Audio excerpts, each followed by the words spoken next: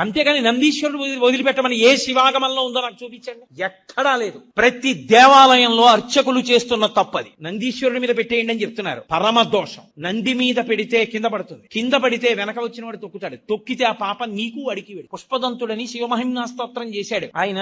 అదే పనిగా రాజుగారి తోటలో పువ్వులన్నీ పట్టుకుపోతుండేవాడు. పట్టుకుపోతుంటే కనపడేవాడు కాడు గంధర్వుడు. రాజుగారికి కోపం వచ్చింది, వీడిని పట్టుకోలేకపోతున్నాం, శివాలయంలో వాడినటువంటి పువ్వులు తెచ్చి చల్లండి కింద ఆకులు. వాడు రాత్రి వచ్చి తొక్కుతాడు, వాడి శక్తి పోతుంది అన్నాడు. చల్లేశారు. ఆయన తెలియక భూమి మీద దిగాడు పూల తోటలో. తొక్కగానే ఆయన శక్తి పోయింది, పట్టుకుని బంధించారు. అప్పుడు ఆయన శివమహిమ్నా స్తోత్రం చేశాడు. నందీశ్వరుడి దంతాల మీద ఉంటాయి ఇప్పటికీ ఆ శివమహిమ్నా స్తోత్ర శ్లోకాలు. ఒకప్పుడు నేను మహాభక్తుడను ఒక ఆయన వెళ్ళి పరమేశ్వరుడి దగ్గర శివమహిమ్నా స్తోత్రం జరిగితే నంది పళ్ళికి లిజ్జట్టిలాగా ఆయన పళ్ళ మీద కనబడ్డాయి శ్లోకాలు. ఇక్కడ నువ్వు జరుగుతాయి నా పళ్ళ మీద రాస్తున్నాను బట్టి నేను అంత శక్తివంతములు శివమహిమ్నా స్తోత్రం. కాబట్టి ఆ గంధర్వుడు శివమహిమ్నా స్తోత్రం చేస్తే మళ్ళీ శక్తి వచ్చి వెళ్ళిపోయాడు.